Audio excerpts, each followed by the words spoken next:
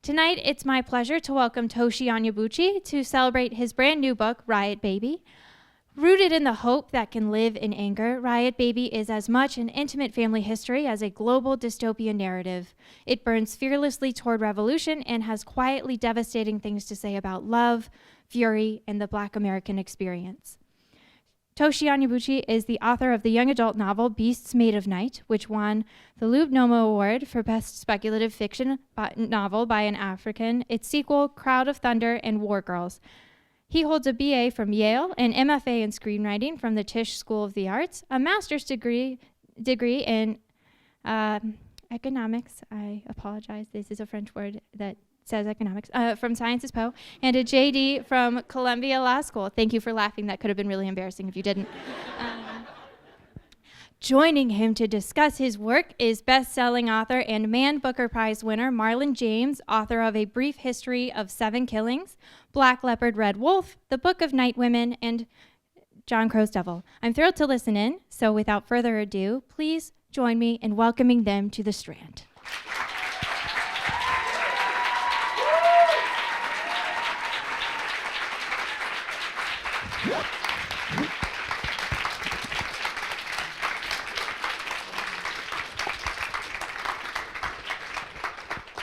Wow, we really filled this place up. I was like, you know what? When I saw people here at 6:30, I was kind of envious because none of my readers show up at 30 minutes before reading. I mean, we're just very diligent. Tochi Hive is diligent. I was like, shit. I mean, I'll have a reading at 7 and 6:59. 3 people are here. And I'm like... We've all been there. We've all been there. Oh, good. You just got to wait until, a little later in your career, Marlon. Mm-hmm. Things will get better. Build up that name recognition. I'm really hoping on that because I still go to bookstores and sign the books thinking they won't return them. If you sign them. Hashtag pro tip. I don't think that works. No. Before we even get into this book, so your bio, how Nigerian is that? Maximum Nigerian. No, but was there an MD in there? No, so you know what's funny? Uzodimma Iweala, who wrote Beasts of No Nation and most recently Speak No Evil, we were chopping it up not long ago, and it wasn't. I saw him on a plane actually. Yeah, no. Yeah. So he actually went to med school and has an MD, and is now a full-time writer. Yeah, doesn't practice or anything. And so I thought I was the only one, and then I was like, you may be the most Nigerian writer. So we're gonna talk about Riot Baby. We're gonna talk about writing. We're gonna talk about some good stuff happening in the industry. We're gonna talk about some old bullshit. Sorry, that was a really evil laugh. We're gonna resist the bullshit first. American Dirt. Oh, it's going down. It's going down. We're not going to go there right now. No, not right now. Because we're going to talk about Riot Baby. The first thing I thought, because you're doing almost a reverse of what I'm doing. Like I wrote this sort of very kind of contemporary novel, which really insulting people call historical. I'm like, I lived through it. It's not historical anyway. And I moved to a fantasy kind of story. And I think a lot of people look at this as sort of a changing gears. Does it feel that way to you? I think the way in which it feels like a changing gears is that it's the first published adult work that I have. Mm-hmm. But at the same time, when I was growing up, I wrote only stuff geared for an adult audience. Right. My, Beasts Made of Night, Crown of Thunder, War Girls, all of that was sort of a happy accident. I almost fell into YA. And so this felt very much, Riot Baby felt very much like a homecoming. And it's interesting. One of the most fascinating things that has happened with regards to talking to people about Riot Baby and, in interviews and what have you, is they'll constantly bring up the word dystopian. And, there's a part towards the end of the book that gets into the near future, but the vast majority of it is set in the here and now and recent past, but they'll still use that term dystopian. And it got me thinking, dystopian for whom? Because this is just stuff that I've seen. This is stuff that I know people have experienced and that I've witnessed and that I've heard, that I've watched people suffer through. What happened after Rodney King is that dystopian? Yeah. Dystopian for whom? And so that I think is a very interesting new dimension to what I'm having to to consider with regards to the fiction that I'm writing. That wasn't necessarily like, War Girls is set like hundreds of years into the future. Right. So you could say, you could see it with that. Dystopian doesn't really work with Beasts or Crown, but it's interesting seeing Dystopian applied to aspects of the African American experience. I thought it as well because I was reading it the first time I read it with that in mind, and I found myself searching for the dystopian elements. Because a lot of I'm like, what are you talking about? This shit is going on now. Yeah. And I remember where I was when the Rodney King riot happened, the LA riots. And I'm not even sure we should be calling it riots, except the guy, the character. I'm curious about when did you realize this was a story that had to be told? Because usually with books, well, the good ones. You feel like this is a story that was waiting to be told. When did you realize that? Probably sometime in 2015. So what the hell was going on in 2015? I wonder. No, so this was around the time that there was this flood of videographic evidence of police-involved shootings. So you had the security footage of Tamir Rice's shooting. You had the dash cam footage of Laquan McDonald. You had the footage of, oh my goodness, I'm blanking on his name, but the gentleman in North Charleston, South Carolina, who was shot while running away from cops. You had, all this videographic evidence, even Philando Castile's final moments, which were broadcast on Facebook Live. And after so many of these instances of police-involved shootings, it was the same result. The perpetrator was, suffered no consequences, right? It got to the point where we were just asking for an indictment, just like give us anything, or like at least give us a trial, like something. And we couldn't even get that. And so I was, by the end of 2015, I was in a very angry place. And I was working actually for the Civil Rights Bureau of the Office of the Attorney General. And I graduated from law school earlier in the year. And so I was ostensibly, working in a position that was meant to enforce these civil rights protections for the people of the state of New York. And yet all this stuff was happening. I felt this immense powerlessness. And this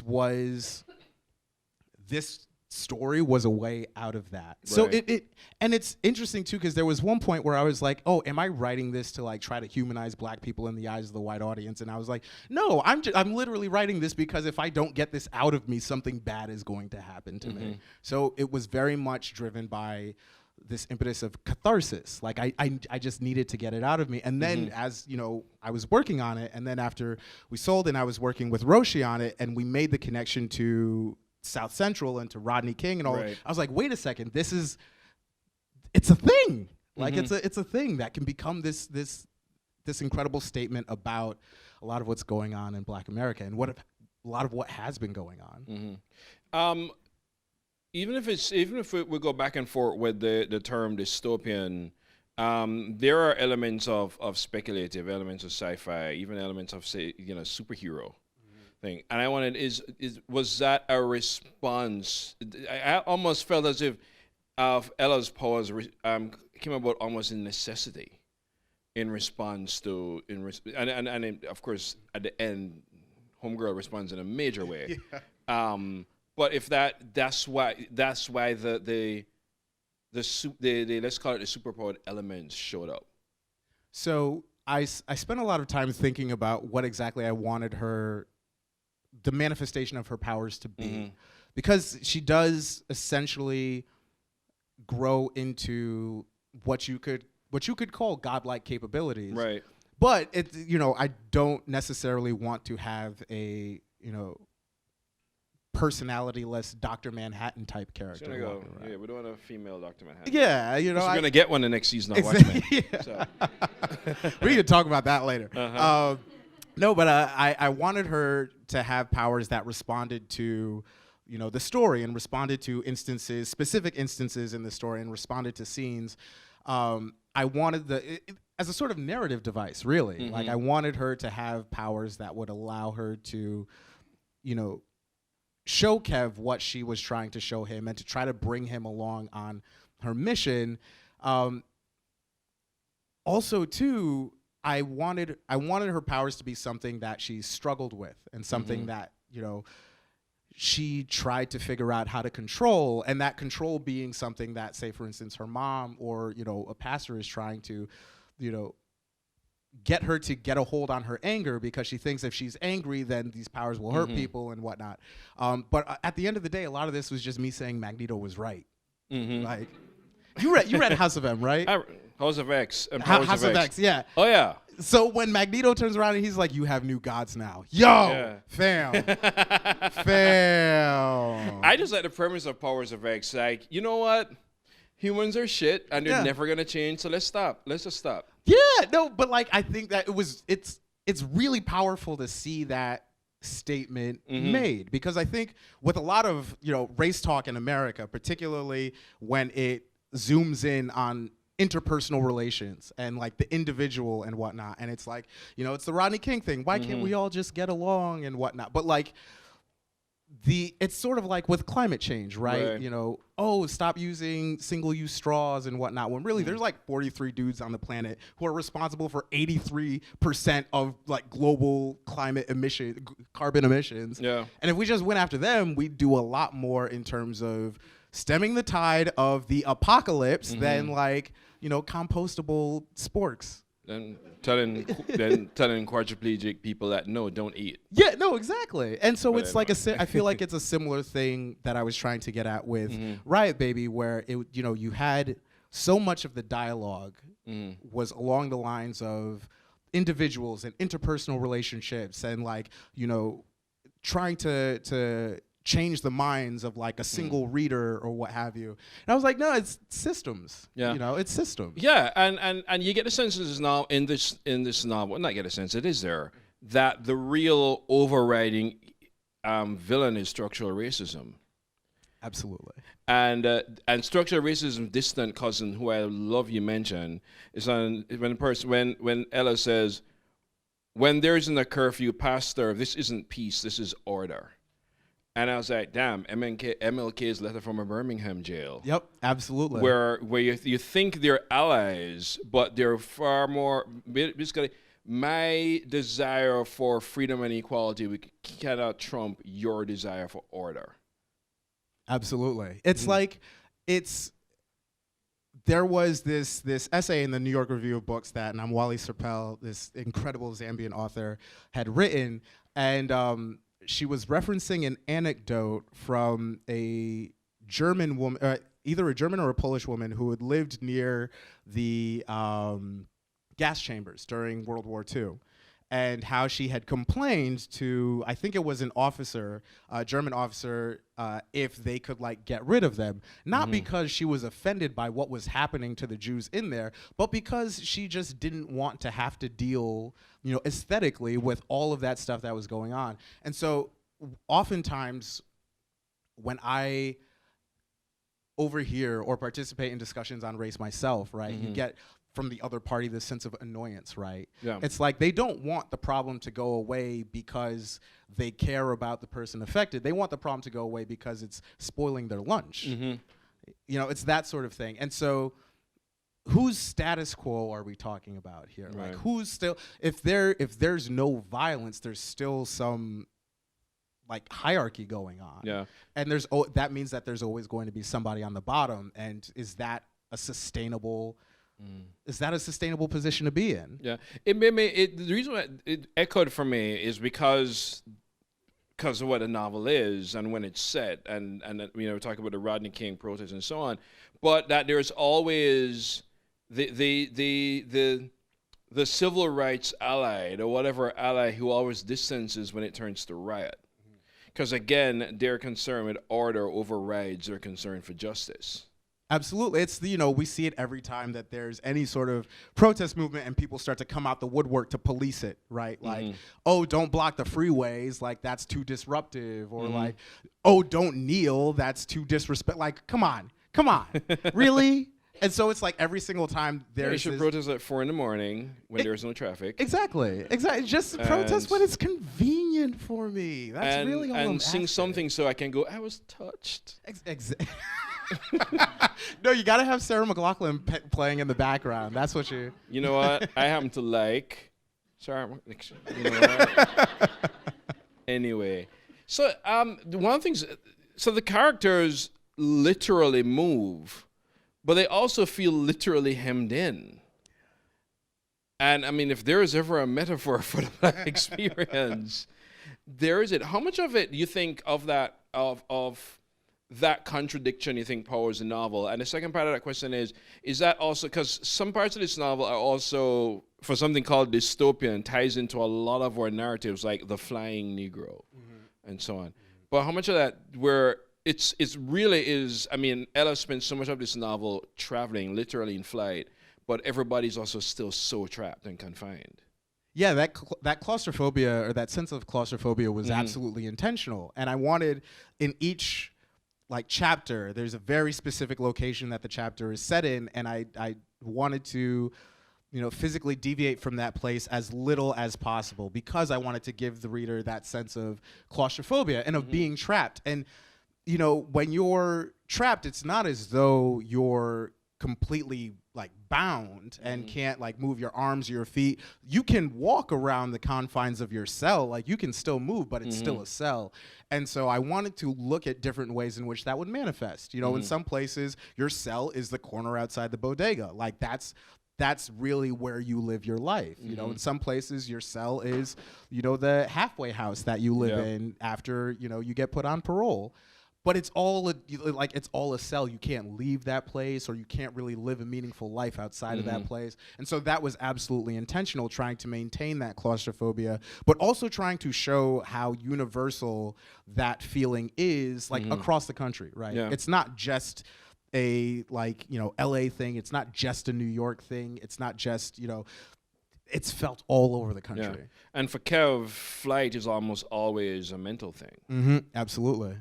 It's travel, but you're still bound. Oh, I said did I? You're still bound. Oh, so let's talk about whiteness. I pause for dramatic effect. Because, we talk a lot about, not here, but you hear a lot of talk about the white gaze and so on, but Ella spends a lot of time literally gazing at whiteness. Yeah, that was, oh man, that scene at the horse race was so much fun to write, because you could... I made notes. I'm going to my notes. Continue talking.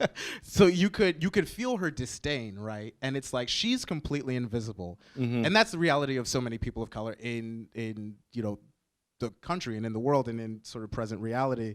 And she's able to sort of literalize that and express through her superpower this just dripping, just look at you all, it was the feeling I got whenever I would see a picture of what's his name, the guy that used to be 45's Steve Bannon. Whenever I would see a picture of Steve Bannon on TV, and I looked, this dude looked like a bag of Lay's potato chips that had been opened and left out in the sun for 2 days. Yeah. And I would be like, wait, you're supposed to be the master race? Yeah.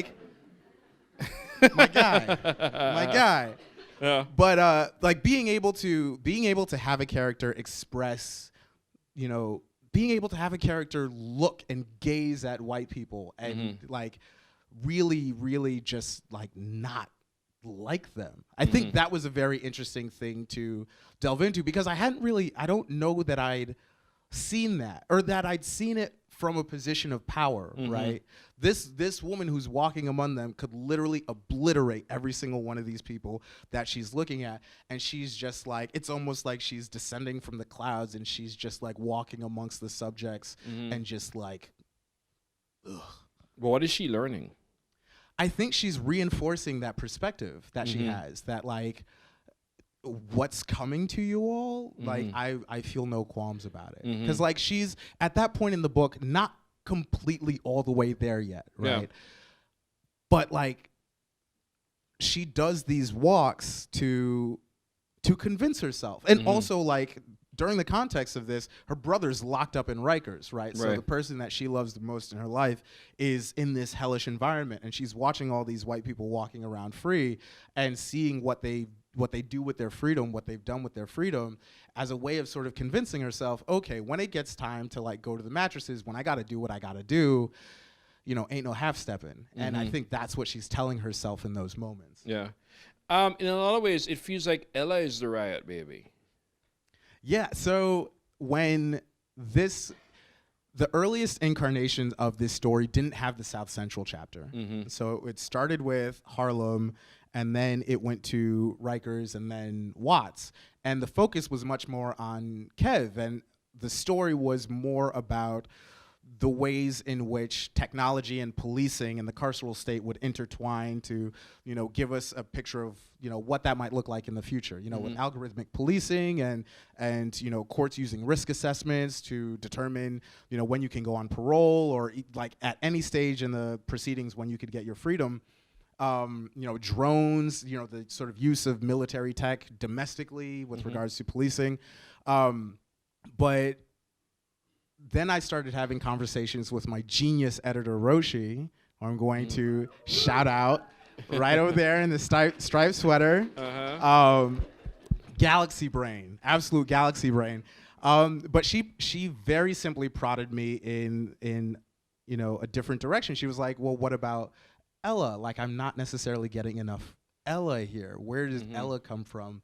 What's her arc, right? Because before it was very much about Kev and Ella sort of playing or paying witness to what he was going through and not being able to protect him.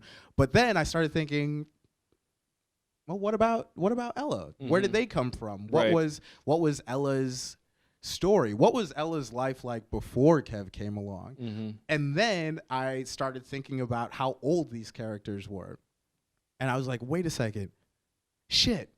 They'd be alive for Rodney King.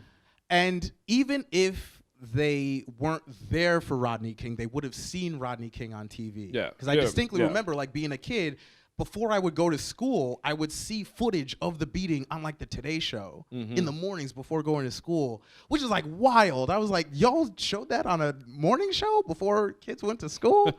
How old were you? Oh, man, I must have been like 8. Wow, I was on to my 3rd job, but go on. I mean, I was 8 in a Nigerian household, so I was also on my 3rd job.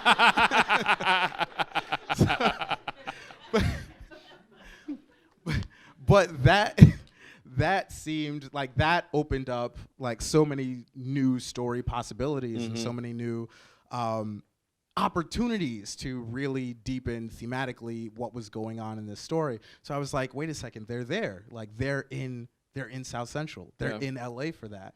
That's their first riot.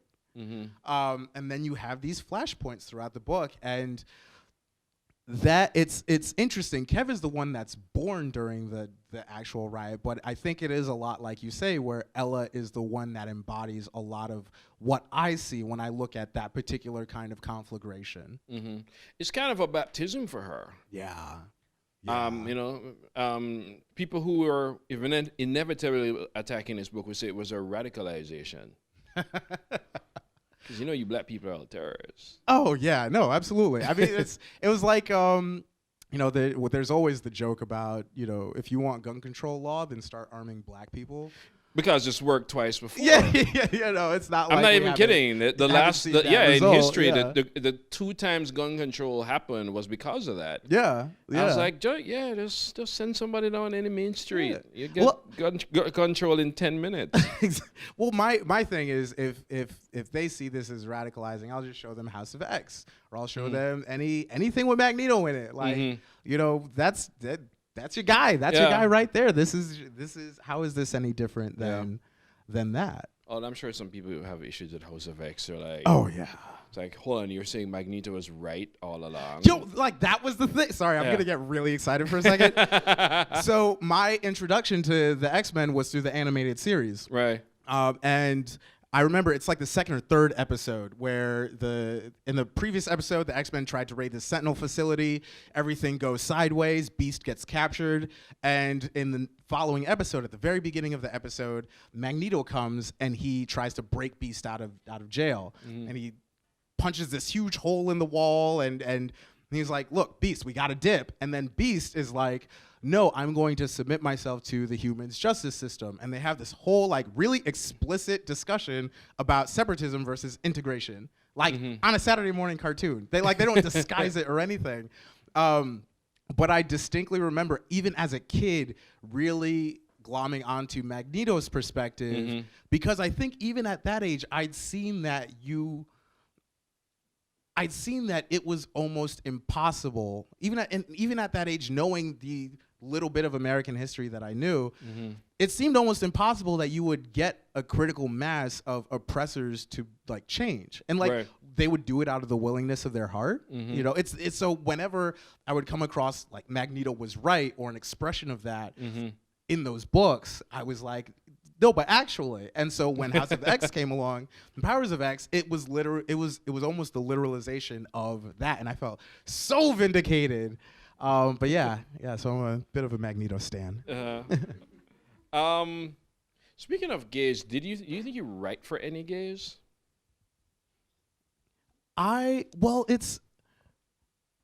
knew it's not as though I put any. Well, there are a few Easter eggs in there, but they're mostly like Easter eggs for Black people, right? Like, and not necessarily specific references or whatnot, but just like. I did see the Jamaican name. Yeah. I'm just gonna assume that's based on me. Yeah, no, it's of course not. I know plenty of Jamaican Marlins. I actually believe you. One of my best friends is also named Marlon James, so I believe. Oh wow! Oh, see, there you go. I could have gotten away with it. You could have. But even just like jokes or the way that we talk sometimes or things like also cadences. That's me proving that I actually read the whole book. Yeah. Right?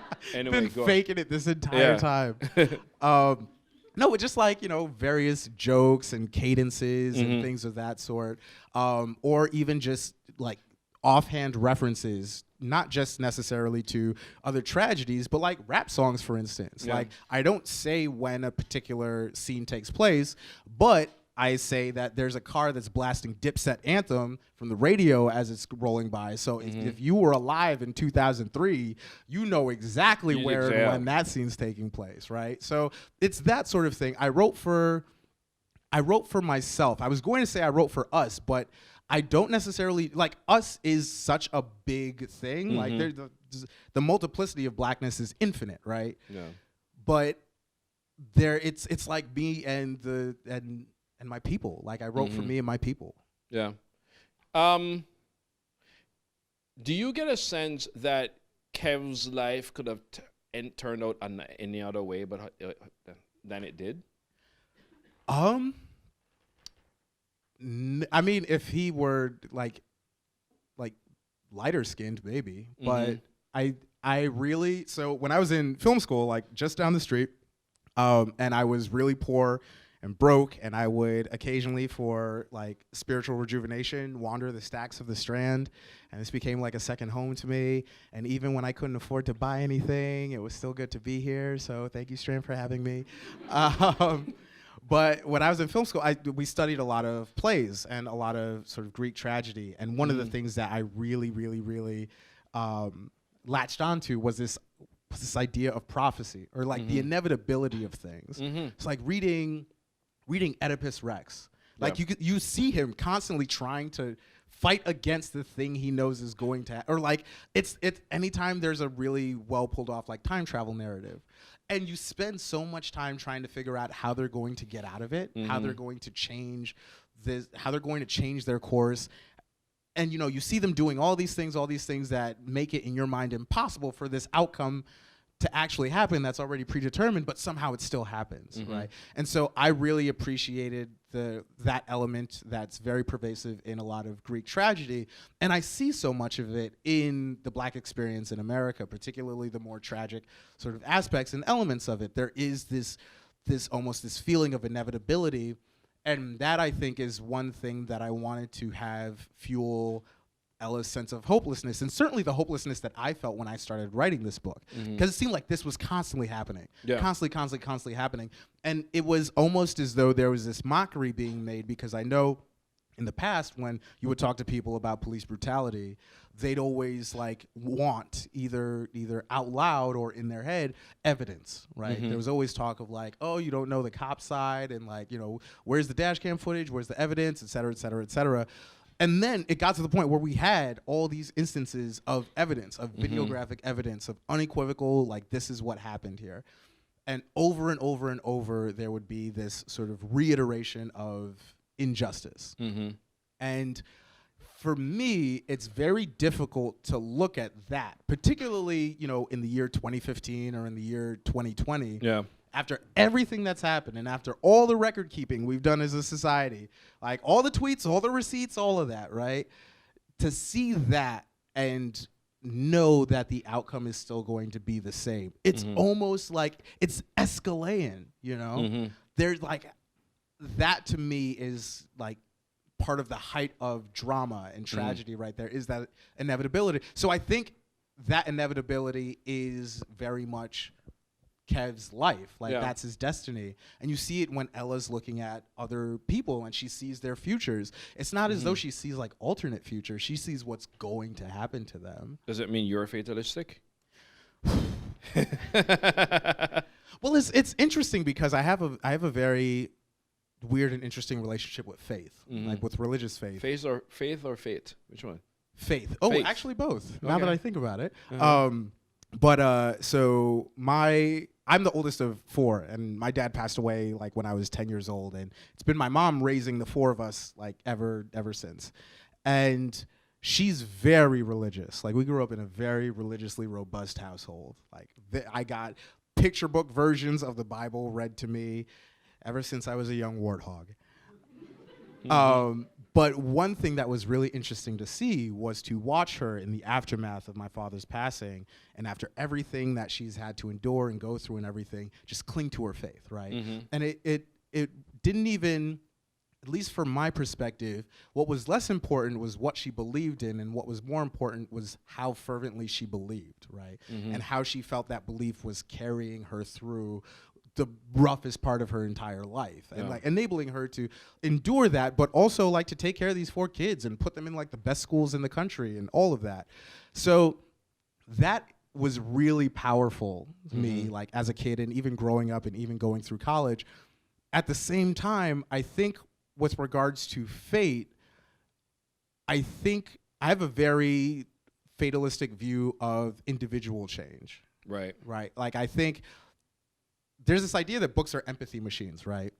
And the way that I look at it is that if you're walking by a lake and you see a kid that's drowning, you don't have to know physically what it's like to drown to feel the urge to jump in and save that kid. You feel this sort of moral empathy, like, let me go save this child. When you're reading a book and you're cognitively living in the space of the characters, you may not necessarily feel the type of moral empathy that gets you like out in the streets afterwards, right?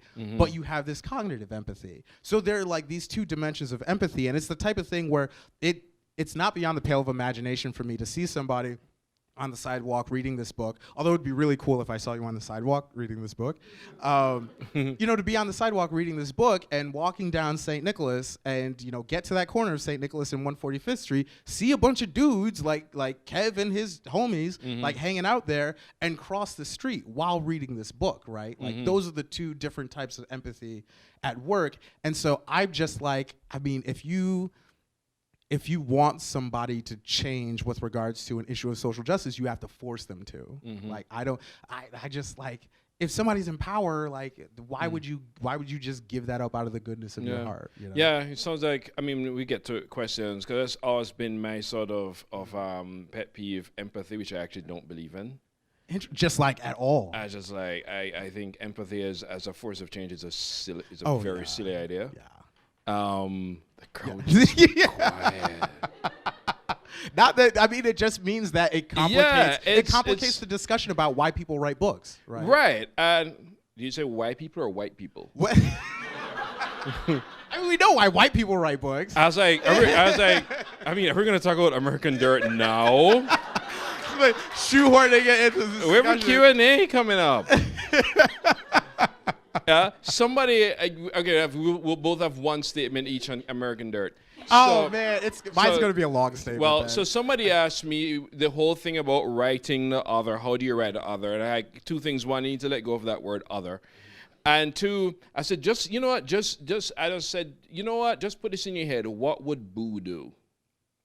Said, go read Catherine Boo's Behind the Beautiful Forevers. So good. Read it again. Read it a 3rd time. Then dash away any shit you just wrote. And be like her. It's like I was like, because I kind of have this. I'm so tired of this thing. Like I'll ask people, well, why? So well, why? How come the crime writers don't fuck it up? Yeah, what's like nobody's coming for George Pelecanos or Richard Price or Dennis Lehane, and they're writing all these characters of color, but they're doing it right. Yeah, because they did the research. And something Catherine Boo also said, and I'm sure I'm misquoting it. Something about almost getting it right overrides getting it emotionally or getting cutting with the emotion or so on. And usually the thing that Boo and Price and Pelicanos and Marquez all have in common is that they're all journalists. Which is why in my, usually if people are going to do creative writing in my class, I force them to do a journalism class. Yeah. Well, anyway, what are you going to say? I mean, we got some questions. So you can't. This can't be 30 minutes. So it'll be like a multi-part statement. But I'll preface this by saying, look, if you paid me $1 million, feel free to drag me to hell. Like drag all over Twitter, say whatever. Like if I ever got paid $1 million for anything that I wrote, like I got a mortgage. You damn yeah, right. no, I got student loans. Like, what do you want from me? No, but I think it's one of those very fascinating things where personally, not being, Latinx or Chicanx myself, it was one of those instances where I had to force myself to sort of pay witness to what was going on and really like think about what I was observing. And I know because I'd been seeing the book cover everywhere in the months leading up, and it was always being publicized. I didn't really know necessarily what it was about at first. And then as we got closer, I was like, oh, this is like a migrant novel. And then it started coming out. Or at least over MLK weekend, I started seeing the big like blow up on Twitter, and I saw all the people that were praising it, happen to be, I guess the word is monochromatic, and all the people that were castigating the book, and a lot of the publishing apparatus that surrounded and supported the book, happened to be people of color, largely Chicanx writers. And it was one of those things where I was like, okay, like these people have actual skin in the game. Like, why are they not being listened to the way that, the folks lauding this book in review publications are being listened to? And it's one of those, like, and it's almost like every single day when you think the whole thing can't get worse, it like gets worse. There's like some other aspect of it that's revealed that like it's like wow, man. And it's like it's not. I'm not saying if you're white you can't write any other ethnicity or like whatever, you can't write outside your experience. No, it's just like do it right. Yeah. Like don't italicize every single Spanish word. Like why would you italicize your Spanish in the year of our Lord 2020? Come on. Because I went to her abuela.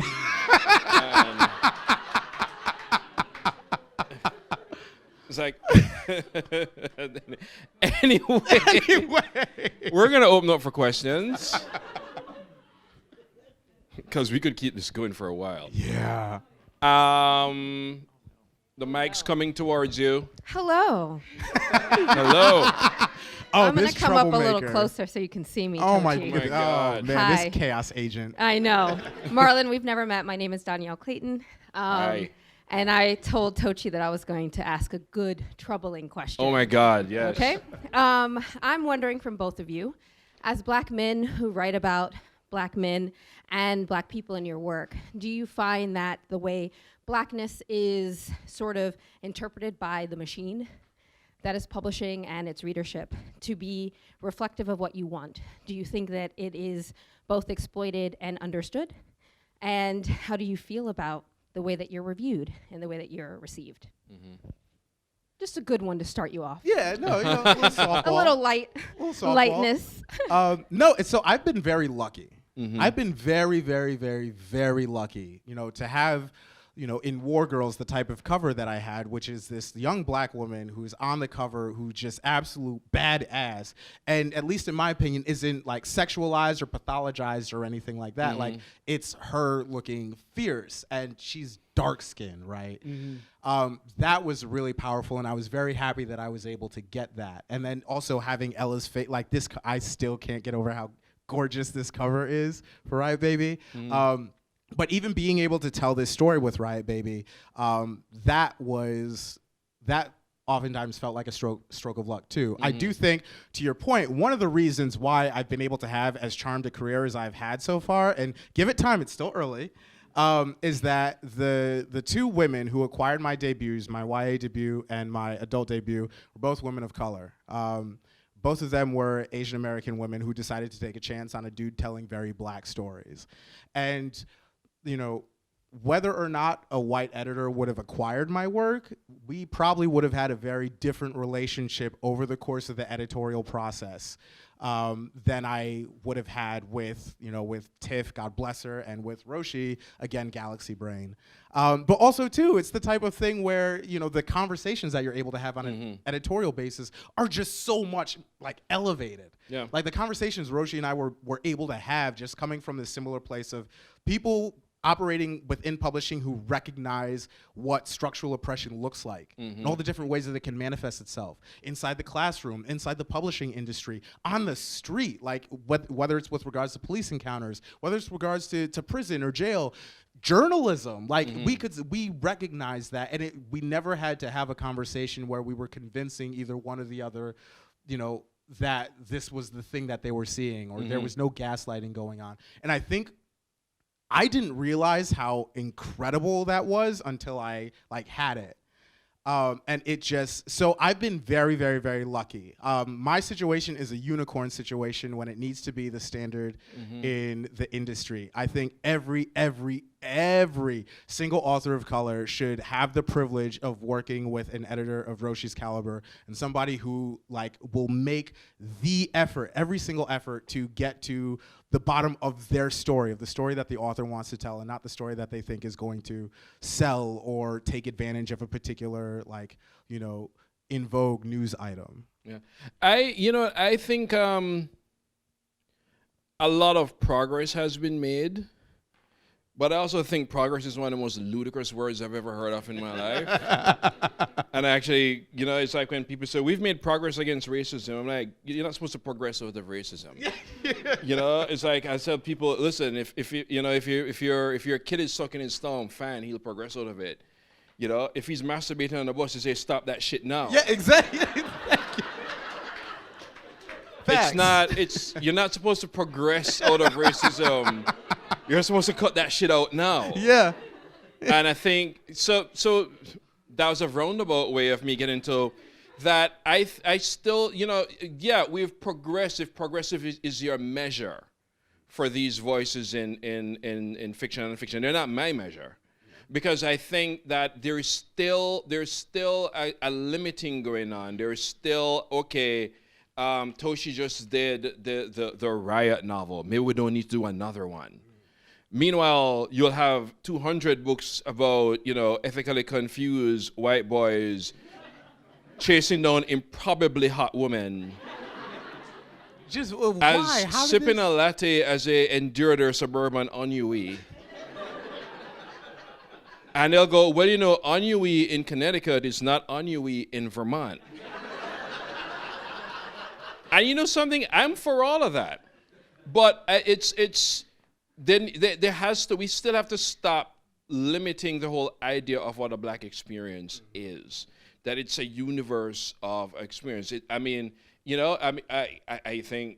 Thomas Chilton Williams is a complete jackass. But I'm glad his book is out there. Same. Okay, slightly glad. Yeah. But and I think there's still that. So there's still this measure to limit when it should be expansive. Yeah, like you walk into, so I'll just say this lastly. Yeah, go get other questions. You walk into a Barnes & Noble, or you walk into the Strand, or you walk into, a library, you look on the shelf, there are 1,000,001 ways to be white. 1,000,001. And I want that very same diversity for every other experience. I think on top of that, I want to see inter-ethnic stories, black.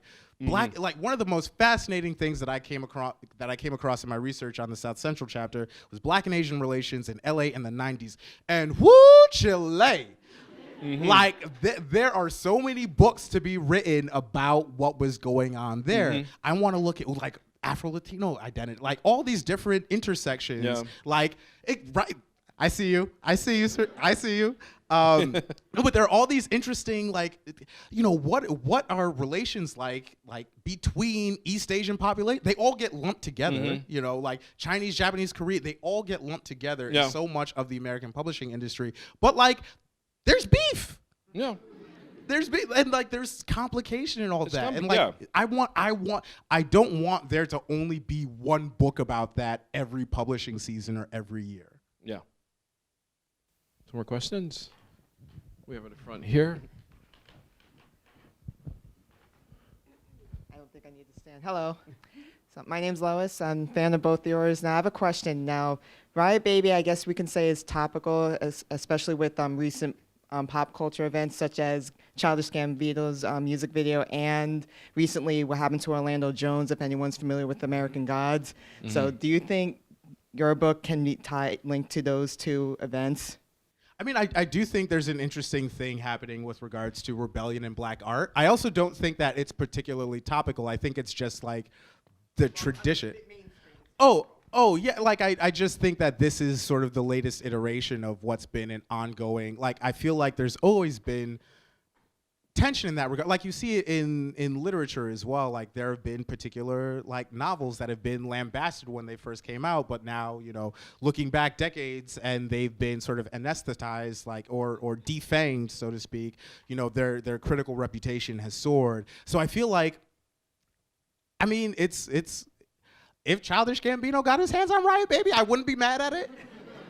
I wouldn't be mad at it, but I do think I did recently watch that scene where Orlando Jones's character from American Gods gives that speech about blackness and murdered, and black people being murdered and disappeared, and just sort of the impact and the viewpoint of that from like a God's perspective. And it was so powerful, and there was so much that I feel reverberated with a lot of what I'm trying to say with Riot Baby. So I do think that, you know, if people are feeling a way about that they will find something that they're looking for in Riot Baby. So you should buy Riot Baby. Hey, I'm Danny. Danny. I guess something a little bit lighter. You mentioned I can't be as complex as you. You were talking about Dipset earlier, and so I have two questions. One, what's a song that you would want someone to listen to while reading Riot Baby? Drag him. Yes. I know which one I would, but And which Gundam series would you want them to watch after Riot Baby? Yo! Danny, you the OG. You the OG for this one. Shout out to Danny. Oh man. Okay, so the song one is actually easier than I thought. I would want them to listen to Groovy Tony by Schoolboy Q off the Blank Face album. Like that's that. You're so young. I I thought he was gonna say something from So, like, 91. NWA or No, like- like Ice Cube, Wicked. no, you know this. You know it's Stick it, Bigot, can we get Wicked? well, what's funny is that, so I listened to a lot of West Coast rap, like, while I was writing this book, like Vince Staples, Schoolboy Q, Kendrick, and So whatnot. young people. Yeah, my contemporaries. Okay. But what was fascinating was that all those folks lived through Rodney King, and you can hear it in their songs. And so, in a way, that was a sort of research that I wasn't necessarily able to do with like other types of stories, but that I could do with this story. And so that was really cool. So definitely Groovy Tony / Eddie Kang off the Blank Face album. And the Gundam series that I would want people to watch would be Gundam Iron-Blooded Orphans. Yup. Yeah, no, Mikazuki is like that guy. Why, just like, yo, if you haven't seen Gundam Iron-Blooded Orphans, it's streaming on Hulu. It's 2 seasons long. Yo, get into that. That's true. We never talked about that. Yeah, That or anime, or that I'm actually wearing my Naruto shirt. Big Ninja Scroll fan here. Oh God, that show. I'm still trying. I think I ripped off one of those characters from a character in my book, but I won't say which. I mean, Doesn't I will wanna be just say sued. this: War Girls, my most recent YA novel, is actually my love letter to Gundam Wing. So, like, that's if we're talking like anime heads, like, yes. So I'm an 80s anime head, so I like stuff like Wicked City. Yeah. And Ninja Scroll and God, I'm really dating Like myself. Macross and Yeah, Robotech. Oh God. I remember Robotech. Wow, you an OG. Accent on the O. Yeah. But I think we have time for two more questions. Yeah. Oh, right here. Hi. You were talking before about how people use dystopian to describe this book. but you talk about events that have already occurred and are currently occurring, and you wrote it in the present tense as opposed to a past tense. Could you talk about that thought process a little bit? Oh, definitely. Oh, that's such a good. I love craft questions. Yeah, no, I wanted. I just am able to conjure a greater sense of immediacy with the present tense than with the past, and I think I wanted to show that this was a thing that these characters. It may sound simple saying it this way, but I wanted to show that this was a thing that these characters were going through, and that you were next to them as they were going through this, rather than being slightly behind them, as you might be with the past tense. Also, too, I think cognitively, because I was writing about stuff that I had lived through, and that didn't feel like historical fiction for me. It felt like contemporary fiction. Even the stuff happening in the 90s, just cognitively, on a subconscious level, it made sense to me to write in the present tense. As even in the 90s, that's historical. Say, yeah. People don't understand how annoyed when people say that historical novelist Marlon James. It's like I will say this. I refuse to look at The Matrix as like an artifact of historical fiction. Oh my God. Yo, that shit came out in '99. I was still in my 20s. Whoa. God. We have time for one more question. Yes, at the front. Yeah, I can wait for the mic, Or I can just Thank you. Well, my name is Fatima. A huge fan of both of you. And I have a question for both of you. What advice would you have for a young creative writer who may or may not also be broke and going to school down the street? Shouts out to us. Thank you. About writing creatively about such real social justice topics. But yeah, pretty general question. Thank you. Oh man, yeah, I'm cheering for you. I'm cheering. Even if you don't see me, it's because I'm high up in the nosebleeds. But I am cheering for you. I think the only advice that I really feel qualified giving, because I don't necessarily have the healthiest relationship with writing or like with having a career or being like an adult, is to love writing, because there's going to be so much rejection and bullshit that you're dealing with like throughout the entirety of your career. Like there's even like this man's won a Booker Award and there's still bullshit that he has to deal with, right? Mm-hmm. But I would say love writing, because that I think is going to carry you through a lot of that, and like also be very like wedded to the story that you want to tell. This like I talk to people about it. I'm not worried about how this does commercially. I'm just happy that it's like out there. And I'm happy that I had a team that was, I mean, they might have slightly different priorities with regards to how successful it is, but like they were very much, they didn't feel that they had to like impinge on my vision or anything like that. They were all about trying to help me bring it about. And, sure, like it's good to have the right people around you, but also to like believe in your vision, love what you're doing, like love what you're doing, because I can guarantee you if you have that, like that is going to take you far. Mm-hmm. Ditto, but God, I'm thinking stuff I've learned. One of the lessons I learned: can 70 people be wrong about you? Yes. Because 78 people were wrong about me. Thank God for person number 79, Johnny Temple from Akashic Books.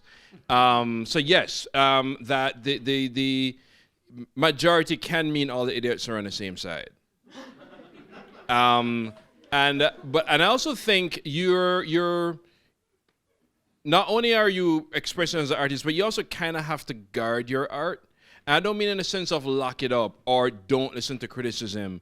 But what you find as you become a better writer, you also become a better listener. And you can know when advice is bullshit. Because even seasoned writers, even seasoned critics still can't get past don't know the difference between giving you criticism or giving you advice or merely just saying what they'd have done if it were them. And, there's only one you. And do whatever it takes to make sure that the story in your head is what comes down on the page. Because there are a lot of things that can run interference in between that, including, will people buy this book? Honestly, some people no. And that's fine, because screw them. They'll buy your 10th reissue. Exactly. And miss it. Exactly. So it's funny. My agent says, Marlon, I know you're way above all that petty stuff, but I'm not. So she will call publishers and go, remember the time you passed on Marlon James's book? Because so I think people have this idea that after my first book got rejected so many times, it was smooth sailing after that. My second novel, Book of Night Woman, all but one publisher passed on it. So it's still, in the UK, nearly everybody passed on Black Leopard. So you do have to kind of keep reinforcing that you're doing good work and that you're here, that you have a voice and you have a story that needs to be told. Because I don't say this in a way to be discouraging that there's so many negative voices. I'm just saying that a huge part of being a smart writer is sensing out bullshit. Because bullshit always comes with a smile. And just work to just get better. I like what Beckett says about fail better. Just work to failing better and feeling better every day and practice. I really, and this is the last I'll say about it, I'm really dismayed sometimes how many writers don't practice the craft of writing. I don't have to talk to dancers about craft. I'd have to talk to singers about craft. Writers, I'm like, no, you have to practice. Yes, I am a write every day, believe in a write every day kind of writer. And just work on that art. Yeah. All right, I think that is it, ladies and gentlemen. Tochi, Onyebuchi.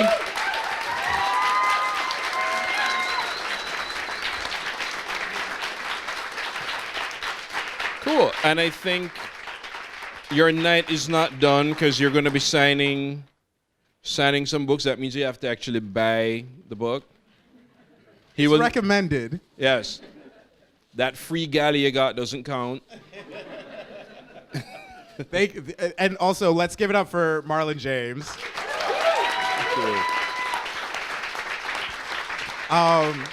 I have just very briefly, I have stanned this man since 2015 when I first read Brief History of Seven Killings, and I met him at the Brooklyn Book Festival that year. And I swear, that scene in Amelie where she sees her crush across the room, turns into a puddle of water? That was me. That was me the very first time that I met this man. And so it's been such a blessing and a wonder being on this journey with you, man. And so thank you for doing that. Oh, thank you.